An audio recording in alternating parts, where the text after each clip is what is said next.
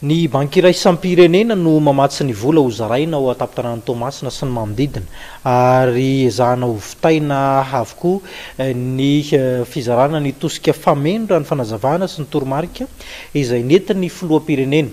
Iray etsy ariary toy ny teto Antananarivo renivohitra no afaka sitrahan'ireo fianakaviana sahirana ao anatin'ity tosika fameno ity raha ny fanazavana. Nanomboka androany ihany koa ny fizarana ny tosika fameno an'ireo olona marefa ho Tomasina. Ny filoham-pirenena Andry Rajoelina tonga nanatanteraka izany tany toerana. Raha ny nambaran'ny filoham-pirenena androany dia hatratra ny atsasaky ny tokantrano rehetra ho Tomasina no azo ity tolotra fameno ity.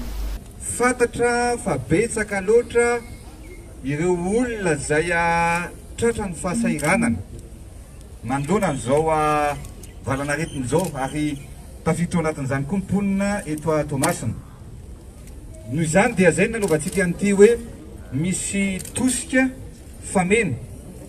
Zay nanaovana anazy hoe namana hoe tosika fameno satria rehefa tsy ampitsika eto mba mila tohana, mila tosika kely, na mila fameno kely, fameno ny zavatra tokony hoentina ao anatin'ny tokantrano. Zay no nangatahantsika ary nahazoantsika famatsim-bola. Raha eo amin'ny 100 000 eo na mahery kely ny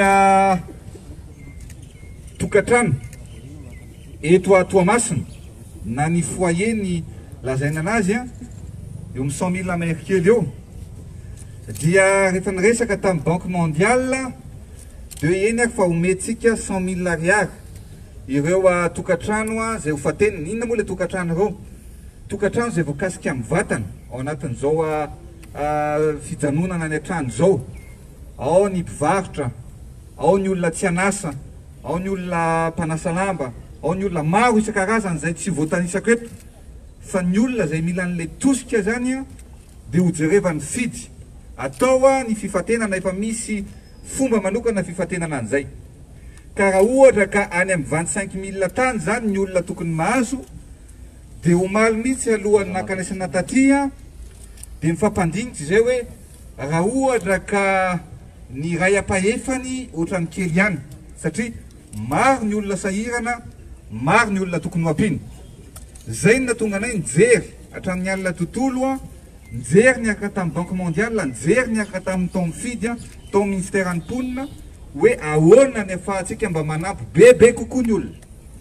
Noho izany dia ny atsasany latsaka kely ny tokantrano zay sahirana rehetra zany eto Tomasina zay hofatena ny fidy dia eo amin'ny 42 000 tokantrano ao zany dia omena fanampiana avokoa zany hoe raha tokony 25 000 dia ataontsika 42 000 nisan'ny olona zay ahazo ny tosika fameno eto Tomasina.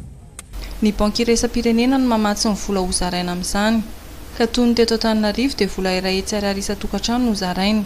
Ho jerena manokana ireo tokantrano tena sahirana raha nambaran'ny filoham-pirenena androany.